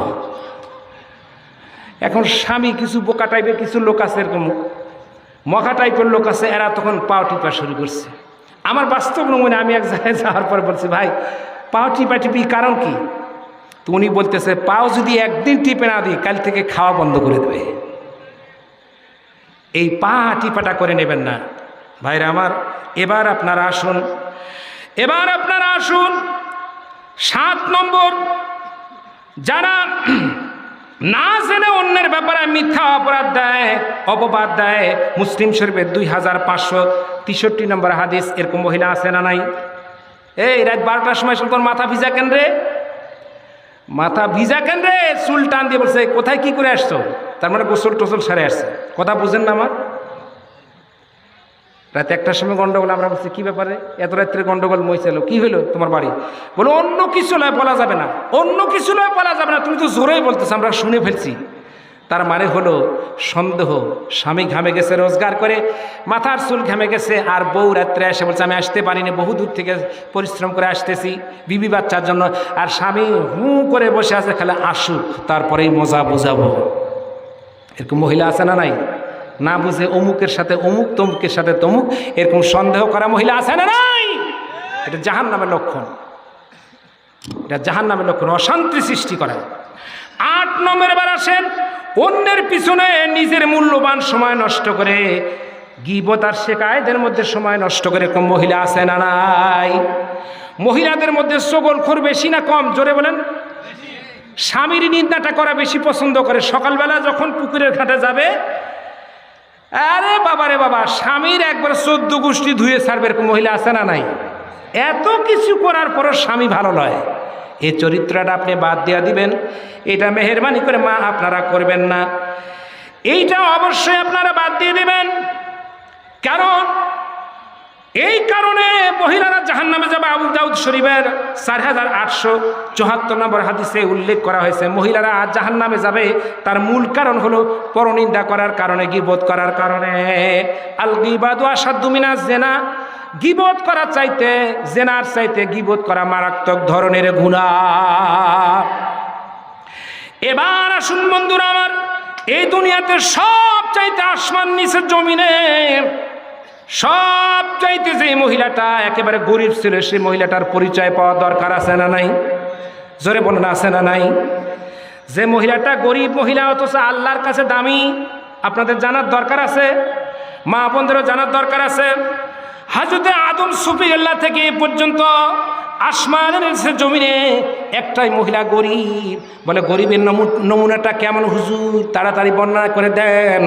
গরিবের নমুনা হলো, ওনার বাড়িতে একটা বালিশ ছিল, একটা বালিশ, তাও খেজুর পাতা দিয়ে বুনানো বালিশ, নরম বালিশ নাই। ও মায়েরা, নরম খাটে আর গদিতে শুয়ে থাকার পরে পরনিন্দা করো, তোমার লজ্জা হয় না? অথচ এই মহিলাটা জান্নাতের মধ্যে দামি একজন মহিলা। আল্লাহ নবী বলেছেন, আল্লাহ পাক সম্মান তাকে দিয়েছেন। এই মহিলা সাইয়্যিদাতুন নিসা বলে উপাধি তাকে দিয়েছেন। ওই মহিলাটা একটা মাত্র বালিশ, তাও খেজুরের পাতা দিয়ে বুনানো বালিশ, একটা মাত্র কম্বল, তার ছোট কম্বল। স্বামী স্ত্রী যখন ঘুমায়, স্বামী যখন ঘুমের তালে টান দেয়, অর্ধেকটা খালি হয়ে যায় স্ত্রীর। আবার স্ত্রী যখন ঘুমানোর পরে টান দেয়, ঠান্ডার প্রকোপ যখন বেড়ে যায়, তখন আল্লাহর তাসবিহ পড়ে পড়ে রাত পার করে দেয়।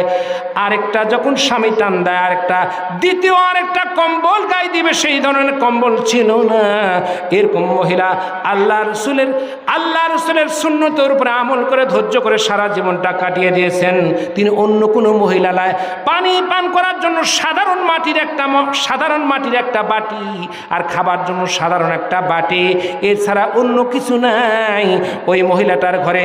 ওই ঘরে মহিলাটা পাকা রুম নয়, এসি লাগানো রুম নয়। ও মা বোনেরা, আপনারা তো বিলাসিতার পরে যদি এইভাবে করে সুন্নতের বিপরীত চলেন রে মা, আল্লাহর কসম করি রে বলে রে মা, কিয়ামতের আদালতে কিবরিয়ায় আপনার আল্লাহর বিরুদ্ধে আপনাদের কাছে মামলা দায়ের ফেরেশতারা যখন করবে, জবাবদিহি করতে হবে, সন্দেহ নাই।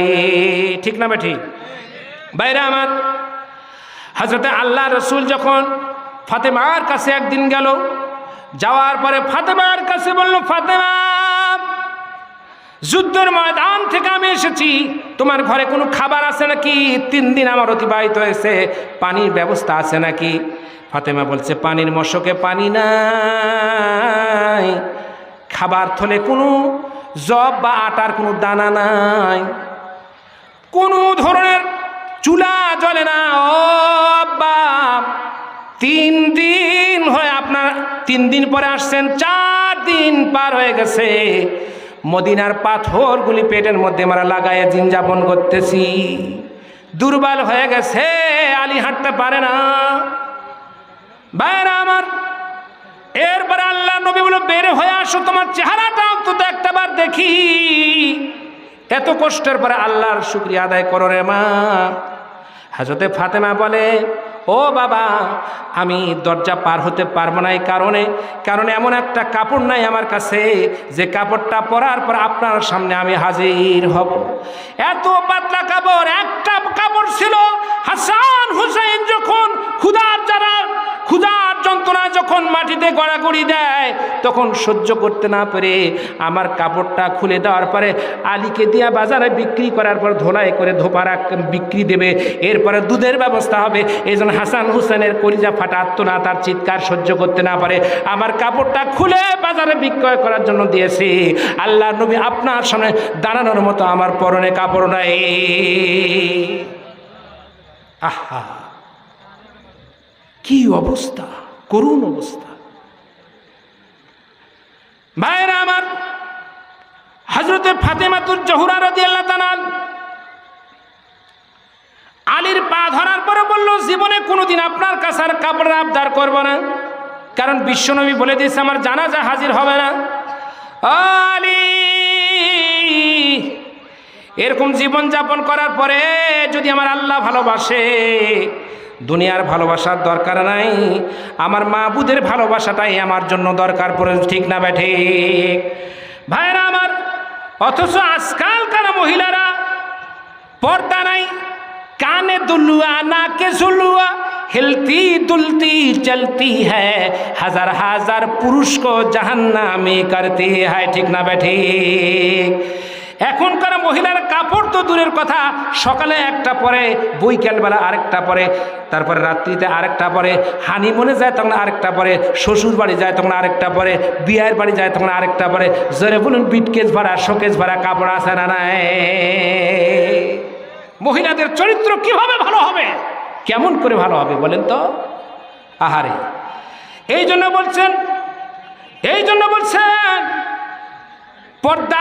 পর্দা করার কারণে। আর হযরতে ফাতেমা 2 নম্বর হলো, 1 নম্বর পর্দা করার কারণে, 2 নম্বর হলো হযরত ফাতেমা রাদিয়াল্লাহু তাআলা, সেটা হলো স্বামী খেদমত করার কারণে আল্লাহ পাক জান্নাত দান করেছে। আপনাদের দরকার আছে না নাই? ও মায়ের, আপনাদের জন্য দরকার। তাই যদি পর্দায় থাকো গো, ঘরে শান্তি আসবে গো, যদি পর্দায় থাকো গো, ঘরে শান্তি আসবে গো, যদি বোরকা পরো গো, যদি বোরকা পরো গো, কত ভালো দেখাবে গো। নামাজ পড়ো, রোজা রাখো, আর স্বামীর খেদমত করো। নামাজ পড়ো, রোজা রাখো, আর স্বামীর খেদমত সেবা করো। কবরে শান্তি হবে, আবার জান্নাত পাবে গো, যদি পর্দায় থাকো গো, তোমায় ভালো দেখাবে গো। যদি বোরকা পরো গো, তোমায় ভালো দেখাবে তো গো। তুমি তেমনই ভাবে চলো নারী, তুমি তেমনই ভাবে চলো নারী, যেমন মা ফাতেমা চলেছে জীবন ভরি। কোরআন হাদিসের বিধান মতো জীবনটারে গড়, মা ফাতেমার সঙ্গী তুমি জান্নাতে ও থাকবে। তুমি যদি পর্দায় থাকো গো, তোমায় ভালো দেখাবে গো, ঠিক না বেঠিক? মোবাইল খাইছে রে জামানা, মোবাইল খাইছে রে, মোবাইল খাইছে রে জামানা, ছেলেমেয়েরা এখন শোনেন, মোবাইল খাইছে রে জামানা, মোবাইল খাইছে রে, অল্প বয়সের পোলা মাইয়া প্রেমে জড়াইছে রে, মোবাইল খাইছে রে, মোবাইল খাইছে রে, মোবাইল খাইছে রে জামানায় মোবাইল খাইছে রে, মোবাইল আসিল কি দিন লাগিলে, পড়াশোনা মন বসে না হায় হায় করে। রাত 12টার পরে টুনি যখন ফোন করে, দু চোখেতে ঘুম আসে না, সারা রাত মরে। মোবাইলে খাইছে পোলাপান, মোবাইলে খাইছে পোলাপান, মোবাইলে খাইছে। অল্প বয়সে প্রেম করিয়া জীবনটারে নষ্ট করছে রে, মোবাইল খাইছে মোবাইল, ছেলেদের মেয়েদের পাইছে। ভাইরা আমার,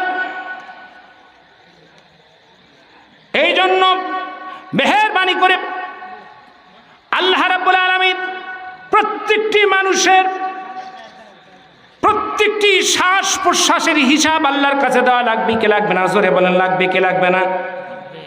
আরো জোরে বলেন লাগবে কি লাগবে না? ভাইরা আমার, এই জন্য আমি বলতেছিলাম, উট যেমন একটা সূচের ছিদ্র দিয়ে সুতা বানানোর জায়গা দিয়ে পার হওয়া সম্ভব, কিন্তু সম্ভব হবে কি? জোরে বলেন না মেহেরবানি করে, সম্ভব হবে কি? এখানে যেমন সম্ভবপর নয়, একটা মানুষ ঈমান হারা হয়ে পারে জান্নাতে যাওয়া সম্ভব নয়। যেমন অনেকে আজকাল আবার গান গাইতেছে। কি গান গাই বোঝেন? বলবো আপনাদের। নামাজ নাই, রোজা নাই, কিচ্ছু নাই।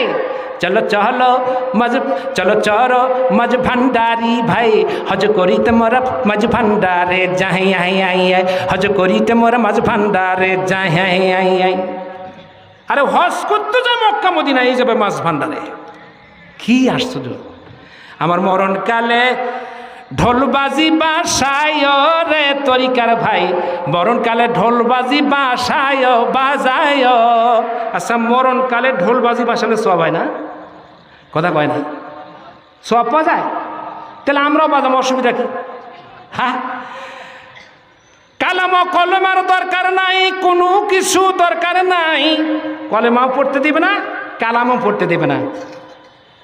মুর্শিদের কথা মনে খালি কইর ভান্ডারি ভাই, আমার মরণকালে ঢোলবাজি বাসায় রে মুর্শিদ ভাই, মরণকালে ঢোলবাজি বাসি বাজায়। আহা, কত জোরে টানছে! আরেকজন আবার টান দিয়ে, আহা কি মজা পাইছে রে! হ্যাঁ, হায় হায় হায়, কি অবস্থা! হ্যাঁ, কি পরিস্থিতি আমাদের! এই যে ঢোলবাজি চলে এসছে, উপস্থিত আমার কথা টার্গেট হয়ে গেছে। সাথে সাথে কান খাড়া করে ওয়াজ শেষ। যুক্তিবাদী আসুক আর বজরু আসুক, ওই বাজনা যখন আসবে, মমতাজ মার্কা বাজনা দিলে আপনার সব শেষ। কথা ঠিক না বেঠি? ভাইরা আমার, মহতারাম কর্তৃপক্ষ উপস্থিত, আপনাদের মেহমান, আমি তো আপনাদের চিরচেনা ভাই। আমাদের প্রধান মেহমান উপস্থিত হয়েছেন, সকলে বলি লিল্লাহে তাকবীর, আওয়াজ দিয়ে বলি লিল্লাহে তাকবীর। শায়েখ মোহাম্মদ রেদওয়ানুল ইসলাম, মারহাবা। উনি যথা টাইমে আপনাদের সামনে কিছুক্ষণের মধ্যেই চলে আসবে ইনশাল্লাহ, আলোচনা করবে। আমরা চিন্তায় করেছিলাম যে বৃষ্টি পড়লো, না জানি উনি আবার হয়তো মিস করেন নাকি। তারপরেও আল্লাহ পাকের ইচ্ছায় উনি চলে আসছেন, মাশাআল্লাহ আপনাদের সামনে উপস্থিত হবেন। যারা চলে গেলেন তারা খুব ভাগ্যবান হলেন, ঠিক না ভাই? ঠিক কথা বল না কেন? যারা চলে গেছেন, ভাগে গেছেন, তারা খুব ভাগ্যবান হয়েছে না। যারা বসে আছেন তারা অপরাধ করেছেন, বুঝি? কথা বোঝেন? যতক্ষণ ধরে আপনি বসে আছেন, আল্লাহ রাসূলের হাদিস অনুযায়ী বৃষ্টি মেঘ পানি অপেক্ষা করে যারা বসে আছেন, আল্লাহর কসম করে বলতেছি, কোরআন শরীফের মাহফিলে, আমি কোরআন শরীফ আমার হাতের সামনে, ফেরেশতাদের ঘেরাও এই মাহফিল, যতক্ষণ বসেছিলেন ততক্ষণ যতগুলা নিঃশ্বাস দিয়েছেন, প্রত্যেকটা নিঃশ্বাসে নিঃশ্বাসে হাজার হাজার নেকি আপনার আমল নামায় জমা হয়ে গেছে।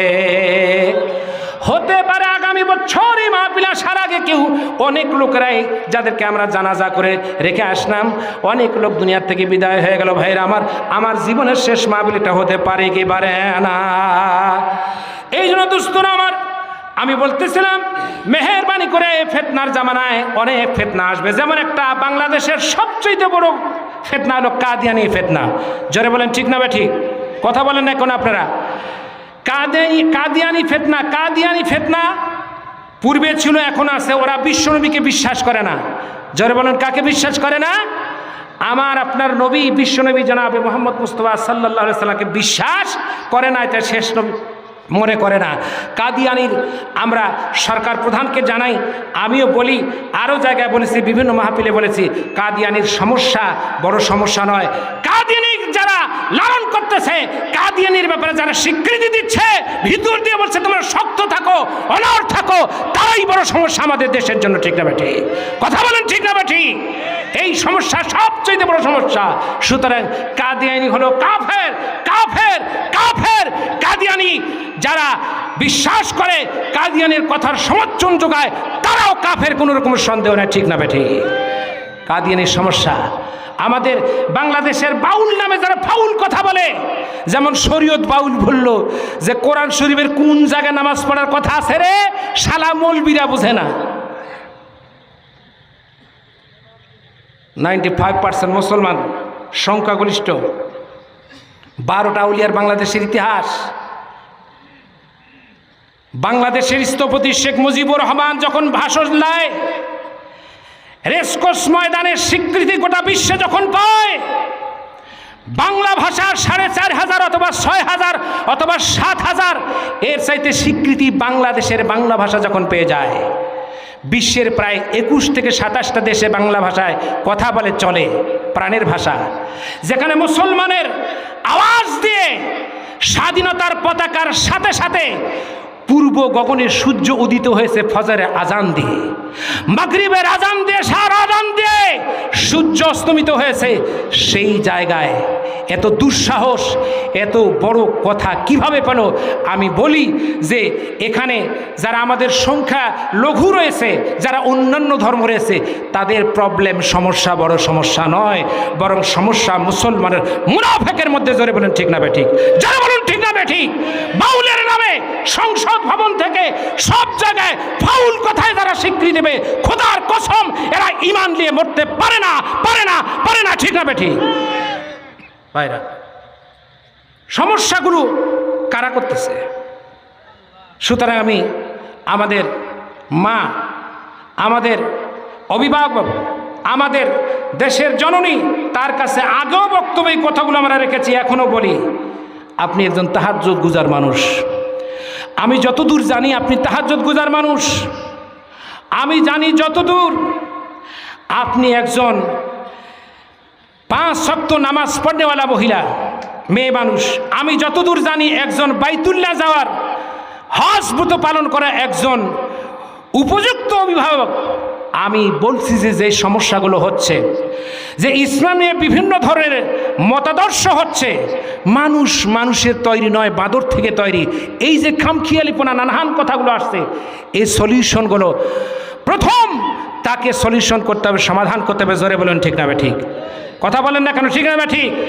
একজন লোক যদি বলে এখানে যদি আপনার বিড়ি টানা হয়, এই বিড়ি টানা আলোচনার মধ্যে অপরাধ হবে, অপরাধযোগ্য সাজা আপনাকে দেওয়া হবে, প্রদান করা হবে, এই ভয়ে, সেনাবাহিনীর ভয়ে, ল্যান্ড ফোর্স অথবা ফোর্স দিয়ে অথবা পুলিশ প্রশাসন দিয়ে যদি এই ভয়ে বিড়ি টানা বন্ধ করে দেন, এই জবান দিয়ে বিড়ির চাইতে কি নিকৃষ্ট কথা যারা ইসলামের বিরুদ্ধে বিভিন্ন কথাগুলি বলছে, কেন এই ব্যাপারে সোচ্চার হওয়া হচ্ছে না?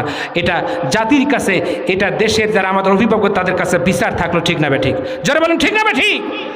ভাইয়ের আমার, আল্লাহ নবী বলেছেন সংখ্যাগরিষ্ঠ আর সংখ্যালঘু নিয়ে বড় কথা না। আল্লাহ নবী হাদিসে বর্ণনা করেছেন, সংখ্যালঘুর কথা যদি যৌক্তিক হয়, তার কথা যদি ভালো হয়, হোক সে হিন্দু, হোক সে মুসলমান, যেটাই হোক, সংখ্যালঘু যারা, এরা যদি অন্যায়ভাবে তাদের উপর অত্যাচার যদি সংখ্যাগরিষ্ঠরা করে, ওটা যদি হিন্দু হয়, মুসলিম হয়, কিয়ামতের আদালতে, আদালতে কিবরিয়ায় মুসলমান মুনাফিক হলেও আমি ওই হিন্দুর পক্ষ হয়ে, ওই মুশরিকের বিরুদ্ধে, ওই মুশরিকের পক্ষ হয়ে মুসলমানের বিরুদ্ধে আল্লাহর আদালতে মামলা দায়ের করব, সন্দেহ নাই। যত বড় আপনি ইসলামের কথা যারাই যেখানে বলুক না কেন, ইসলামের যদি গুণ আপনার মধ্যে না থাকে, ইসলামটা সবেমাত্র, ইসলামটা ধর্ম, এই আজান হয়, নামাজ হয়, এই মাত্র যদি মনে হয়, খোদার কসম করে বলছে কিয়ামত হয়ে যাবে, কিয়ামত পর্যন্ত ইসলামের আবাদ হবে না, ইসলামের উন্নতি হবে না। জোরে বলুন ঠিক না ঠিক? আজ বাংলাদেশের লক্ষ লক্ষ আলেম ওলামা হয়ে গেছে, লক্ষ লক্ষ আলেম ওলামা, প্রায় 4 লক্ষ মসজিদ হয়েছে। এর আগে মসজিদ ছিল না। বাংলাদেশ তো দূরের কথা, আমেরিকায় আজ থেকে 15 বছর 20 বছর আগে মাত্র 3-4টা মসজিদ ছিল, মাত্র কেউ কেউ বলছে 10টা মসজিদ ছিল। আজ আমেরিকাতে প্রায় 2000 পার হয়ে গেছে, অনেকে বলছে প্রায় 5000 পার হয়ে গেছে। এতগুলো মসজিদ আজান দিয়ে তারা নামাজ আদায় করে। বাতিল সে দবনে ওয়ালে আসমা নেহি হাম সবর কর সুকা হ্যায় তো ইন্তহা হামারা। ভাইরা আমার, মুসলমান তো तौहीद की अमानत सीनों में हमारे,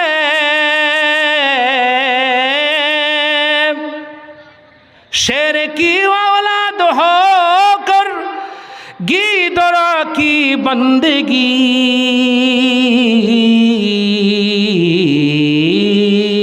मौत से बेहतर है, मौत से बेहतर है तेरे जिंदगी बद है। मुसलमान तो हलो बाघের বাচ্চা, মুসলমান তো বাঘের মতো আওয়াজ দিয়ে। মুসলমান মারামারি করে না, হানাহানি করে না, শ্রমিকবাদ ঘটায় না। মুসলমানের হাতিয়ার হলো আল্লাহু আকবার, নারায়ে তাকবীর। নারায়ে তাকবীর যখন কেউ দেয়, এমন নিকৃষ্ট বেহায়া ঈমান চোর মুসলমান, এরা বলে নারায়ে তাকবীরটা জামাতে ইসলামের তাকবীর। জোরে বলেন ঠিক না বেঠিক? জামাত ইসলামের বাপের তাকবীর নারায়ে তাকবীর। তকবীর দিয়ে তোমার জীবনের তকদির খুলে দেওয়া হয়েছে। আর তকবীর তারা বন্ধ করতে চায়, তারা জীবনের বরকতের তকদিরের দরজা বন্ধ করে দিতে চায়। জোরে বলেন ঠিক না বেঠিক? কথা বলেন ঠিক না বেঠিক? আল্লাহু আকবার ধ্বনি দিয়ে আমাদের জীবনের শুরুতে আমরা যখন মায়ের গর্ভ থেকে বের হয়েছি, আমাদের ডান কানে আজান, বাম কানে একামত যেমন শোনা হয়েছে, জীবনের শেষ মুহূর্তে 3টা বা 5টা সাদা কাপড় পরে মাকফুন করার আগে দুনিয়ার জমিনে যখন 4টা তাকবীর দিয়ে ইমাম সাহেব যদি জামাতের নামাজ শেষ করতে পারে, জামাতের জানাজার নামাজ শেষ করতে পারে, যারা এখানে হাত লাগাবে, খোদার কসম ওই হাত বিকলাঙ্গ হয়ে দুনিয়া থেকে লুলা বায়নে জিল্লতের সাথে আল্লাহ বিদায় করে দেবে। ঠিক না বেঠিক? খামখেয়ালি সব জায়গায় বরদাস্ত করা হবে না। খামখেয়ালি সব জায়গায় বরদাস্ত আমরা করি না। কিছুদিন পূর্বে একজন ব্যক্তি বলেছে, এমন একটা জামানা আসবে। এখানে আলেম কয়জন আছে? মেহেরবান হাত তোলেন তো বাবা, ভাইরা একটু হাত তোলেন। আলেম কে কে আছে? যারা আলেম, যারা দাখিল থেকে শুরু করে কামিল পর্যন্ত, দাওরা হাদিস পর্যন্ত কে কে আছে? মাশাআল্লাহ, আলহামদুলিল্লাহ। আল্লাহর নবী বলেছেন, এমন একটা জামানা আসবে যেই জামানায় আলেম ওলামা থাকবে, কিন্তু তাদের ইজ্জত আর সম্মান, কথা কয় না, ইজ্জত আর সম্মান থাকবে না। একজন আলেম হেঁটে যাচ্ছে জামে মসজিদে, বাজার মসজিদের ইমাম সাহেব, উনি তখন পিছন দিক থেকে টান দিয়ে বলছে, বিড়ি টানসার বলছে, টানসার বলছে, এই হুজুর কেমন আছেন? হুজুর চমকে উঠে বলছে, জি আমি ইমাম সাহেব মানুষ, আর আমার টান দিল পাঞ্জাবি, এরকম তো ক্লোজ নয় এর কাছে, এরকম করলো। ভাই আপনি টান দিলেন কেন? বলে একটু দেখলাম টান দিয়ে। কি একটা দেখেন তো আজব, টান দিয়ে বলে দেখলো। তার মায়ের মধ্যে পরে গুতাও দেবে। কি দেবে? গুতাও দেবে। এখন কেউ বলছে ওই হুজুরের বিরুদ্ধে এটা বললেন কেন? জানিয়ে বললেন না জানে বললেন? কিয়ামতের দিনে একটা হক নষ্ট করেছেন। যে কোনো আলেম ওলামা থেকে সাধারণ মানুষের জন্য একই রকম হাদিস, একটা হক নষ্ট করার কারণে আপনার জিন্দিগির সব আমল কিয়ামতের আদালতে আল্লাহর কাছে দিয়ে দিতে হবে। নাউজুবিল্লাহ বললেন না? নাউজুবিল্লাহ বললেন না? আল্লাহর হক নষ্ট করবেন, আল্লাহ গফুর রহিম মাফ করে দেবে। মানুষের হক নষ্ট করেছেন, আপনার একটা কথার দ্বারা ইজ্জত গেছে, সম্মান গেছে, সম্ভ্রম গেছে, জাল জরিমানা হয়েছে। আল্লাহর কসম ঈমান হারা হয়ে কাফের লেখে সিলমোহর বানিয়ে আপনাকে জাহান্নামে পাঠিয়ে দেওয়া হবে। কিছুদিন আগে আমার একজন বলছে যে এই বাজার মসজিদের ইমামের খাওয়া উঠে গেছে, কয়েকদিন আছে, আমার রিজিক বলে ওই দিবে। জানোয়ার কোথাকার, আর ইমান আছে না গেছে? কথা কন না কেন আপনারা? ওর বইয়ের রিজিক কই দেয়? হ্যাঁ, ওর সন্তানের রিজিক কই দেয় নাকি? ওমা মিন দাব্বাতিন ফিল আরদি ইল্লা আলাল্লাহি রিজকুহা ওয়া ইয়ালামু মুস্তাকাররাহা ওয়া মুস্তাউদাহা কুল্লুম ফি কিতাবিম মুবিন। রিজিকের চাবিকাঠি তো কোনো মানুষের হাতে থাকে না। আল্লাহ রাব্বুল আলামিন হযরতে মূসা আলাইহিস সালামের জামানায় একটা লোক পাথরের ভিতরে আছে, 40 বছর হয়ে গেছে। 40 বছর পরে একজন বলছে যে আল্লাহ কোন ফসল আদি না করার পরে আল্লাহ খাওয়াইতে পারে কি? ভাই খাওয়াইতে পারে কি পারে না? বিশ্বাস আছে আপনাদের? খাওয়াইতে পারে?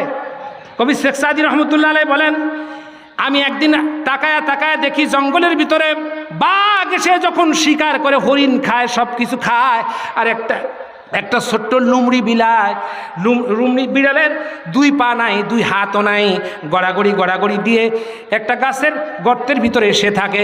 আমি চিন্তা করি বাঘ বিচরণ করে শিকার করে খায়, কিন্তু লুমড়ি বিড়ালটা কিভাবে খায় তো কিছুই করতে পারে না, কোনো শিকারও ধরতে পারে না। যখন ওই আল্লাহর হুকুমে আল্লাহ বলে যা তোর হরিণটা নিয়ে যা, ওই লুমড়ি বিড়াল আছে ওই জায়গায় খা, যেগুলো উচিত থাকবে বাকিটা ওইটা খাওয়ার পর, ওই বিড়ালটা খাওয়ার পর এইভাবে করে গর্তের মধ্যে জীবনযাপন করে। রিজিকের মালিক কে? রিজিকের মানুষ কোনো মানুষ নয়।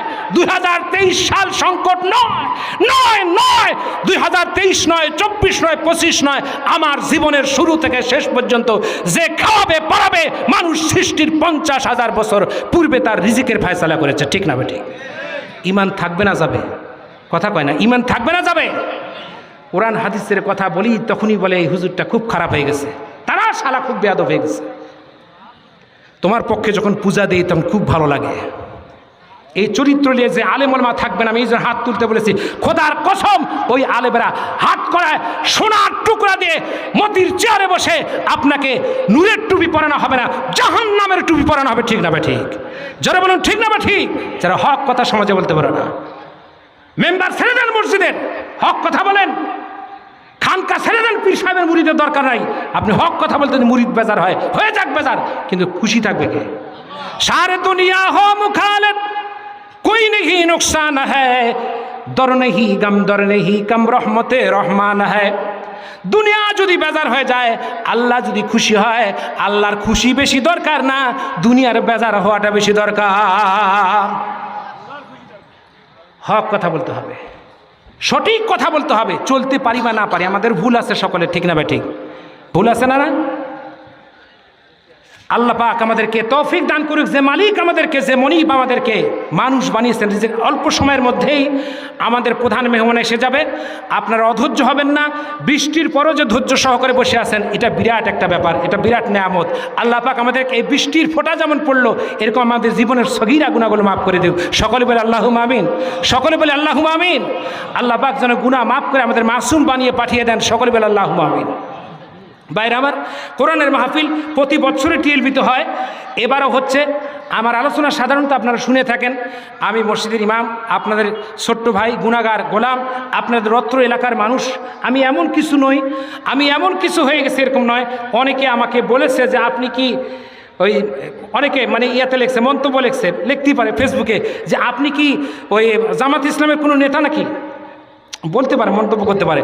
তারপর কেউ লিখছে যে হুজুরের চেহারা দেখে মনে হয় হুজুর মনে হয় জামাত ইসলাম করে না, জঙ্গি টঙ্গি এটার মধ্যে। আমি হাসে বললাম যে দেখেন ভাই, মানুষের চেহারা শুরুর দেখে কিছু বোঝা যায় না। হযরত বেলাল তার আজানের ধ্বনি জান্নাতে আল্লাহ পাক শুনতেছিল। কি বলে, ফেরেশতারা নিয়ে যাওয়ার পরে আল্লাহ রসুল যখন মেরাজে গেলেন তখন বেলালের আজান শুনতেছিল। আর মদিনার লোকেরা বলছে বেলাল দেখতে খারাপ, কালো কুচ্ছিত, বংশ নাই, বাড়িঘর নাই, কিচ্ছু নাই, এর আজানের সুরও ভালো নাই, বন্ধ করে দাও। মসজিদ অসাল হয়ে যাচ্ছে মদিনার। সবাই মিলে যখন আজান বন্ধ করে দিল, বেলালের আজান যখন বন্ধ করে দেওয়া হলো, হঠাৎ করে তখন আল্লাহর নবী 6 মাস পরে বলছে, বেলাল তুমি কি মদিনায় আজান দিবা না? আরে বেলাল, তুমি যখন আজান দিতা তখন আমি নবী শুধু শুনতাম না, আমি নবী যা জানি তুমি তা জানো না। তুমি যখন আজান দাও, তোমার আজান আল্লাহ তার চেয়ারে বসে আরশে মহল্লায় শোনে। রে বেলাল, কেন তুমি আজান দিবা না? মদিনা সরে চলে গেলে কেন? বেলাল বলে, যেই নবী নাই, যেই নবী আমি আজান দিতাম তখন আঙ্গুলি দিয়ে ইশারা করে বুঝাতাম আশহাদু আন্না মুহাম্মাদুর রাসূলুল্লাহ বলতাম। সেই নবী যখন নাই তখন আমি কার প্রেমে, কার জন্য মদিনাতে থাকবো, যেন আমার দেশে চলে গেছি। বলে একটা বানায়, তোর আজান শুনতে বড় ভালো লাগে। ভাইরা আমার, অনুরোধে বেলাল আসলো। আসার পরে সব ছেলে মেয়েরা ধরল মদিনার অবুঝ ছেলেরা বলল, যেহেতু বেলাল রাদিয়াল্লাহু তাআলা এসেছে, তাহলে মনে হয় আবার নবী ফিরে আসবে। বেলাল যখন আজান দিবে, মসজিদে মদিনার মেহরাবে বিশ্ব নবী দাঁড়াবে। এই কথা ছোট বাচ্চারা আনন্দ করে বলছে আর বলছে, তালাল বাদরু আলাইনা মিন সানিল ইয়াতিবেদাই ওয়াজাবাত শুকরু আলাইনা মাদালিল্লাহি দয়া। মদিনার সব ছেলেমেয়েরা আয়, দেখ রে মদিনায় পূর্ণিমার চাঁদ আবার উদয় হবে। ভাইরা আমার, বেলাল তখন আর আজান দিবে না, মন খারাপ। সবাই তখন বলল বেলাল আজান দিবে না। ফাতেমার কাছে অভিযোগ গেল, বেলাল আজান দিতে চায় না। আপনি নবীর কলিজার টুকরা, আপনার কথা শুনবে, বেলাল প্রত্যাখ্যান করবে না। আল্লাহর নবীর কথা, তার ফাতেমার কথা শুনবে। ফাতেমা বলছে, হাসান হুসাইন তোমরা দুইজন চলে যাও, বেলালের দুই পায়ের কাছে বসে যাও আর বলো, নানাজি আমাদের আজান শুনতো, আমরা তোর নাতি, আজান শোনার জন্য আমরা এসেছি। বেলালের কথা শোনার পরে ফাতেমা যখন দুই সন্তানকে পাঠিয়ে দিল, বেলাল চোখের পানি ছেড়ে ছেড়ে একবার হাসানের দিকে একবার হুসাইনের দিকে তাকায় আর বলে, আমি হাসান হুসাইনকে দেখতেছি না, চেহারার মধ্যে দেখতেছি বিশ্ব নবীর চেহারা, তাদের চেহারা ভেসে আছে। কেন রে মদিনার লোকেরা? কারণ আল্লাহর নবী বলছে, হাসান হুসাইন যখনই খেলাধুলা করত, বিশ্ব নবীর এই চেহারা মুখমণ্ডলের মধ্যে এমন কোনো জায়গা নাই যে জায়গা আল্লাহর নবী চুমু দেয় নাই। ভাইরা আমার, অনুরোধে যখন আজান দেওয়ার জন্য গেল, আজান দেওয়ার জন্য যখন আশহাদু আন্না মুহাম্মাদুর রাসূলুল্লাহ এই আজানের কান্তি বলতে গিয়ে এক পর্যায়ে তিনি অজ্ঞান হয়ে জমিনে পড়ে গেল। অজ্ঞান হয়ে জমিনে পড়ে যাওয়ার পরে আশিকে রাসূলের কথা শুধু বেলালের প্রাণে ছিল না। ভাইরা আমার, ওই আকাশের উপরে বেলালের আজান শুধু শোনা যেত না রে, বিশ্বনবীর যেই মেম্বারটা ছিল, মেম্বার পুরাতন খেজুর গাছের মেম্বার, এই মেম্বার উঠে দেওয়ার জন্য নতুন করে মেম্বার তারা দেবে। যে মেম্বারে বসে আল্লাহ নবী খুতবা দিতেন, মেম্বারতে উঠানোর জন্য যখন শাবল মারা হচ্ছিল, হাদিস শরীফের মধ্যে আসছে, যখন শাবল মারা হয়, কোনো বর্ণনায় আসছে উটের বাচ্চার মতো, কোনো বর্ণনায় আসছে না মানুষের বাচ্চার মতো, এত জোরে কান্দে আর বলে, রে মদিনাবাসী রে, যে পিঠ লাগায়া মুহাম্মদ সাল্লাল্লাহু আলাইহি সাল্লাম এখানে খুতবা দিত, ওই খুতবার আজকে আমার মেম্বারটা উঠে দেওয়ার পর নতুন মেম্বার তোমরা এখানে নতুন করে নির্মাণ করবে। আহারে, বিশ্বনবীর পিঠ আমার গায়ে লাগে থাকতো, এটা আজ থেকে আমি মাহরুম হয়ে গেলাম। ভাইরা আমার, নিয়ে আসেন, আসছে? আচ্ছা, মাশাআল্লাহ। আমি যা বললাম আপনাদের সামনে, সময়ের মধ্যে আমাদের বেঁচে থাকতে হবে, সময়ের মধ্যে আমল করতে হবে, সময় আসলেই একদিন দুনিয়া ছেড়ে চলে যেতে হবে। ভাই ঠিক না ভাই? ঠিক। মেহেরবানি করে আপনাদের ভাই আমি কথা বলতে গিয়ে হয়তো কম বেশি অনেক সময় হয়ে থাকে, আল্লাহর রাস্তায় মেহেরবানি ক্ষমার দৃষ্টিতে দেখবেন, ক্ষমা করে দেবেন, আমার জন্য খাস করে দোয়া করবেন। আর এই তাফসির মাহফিল যে আয়োজন করেছেন, যারা পরিশ্রম করেছেন, আপনারা দোকানদার যেগুলো আছেন সবাই সহযোগিতা করেছেন, সকলে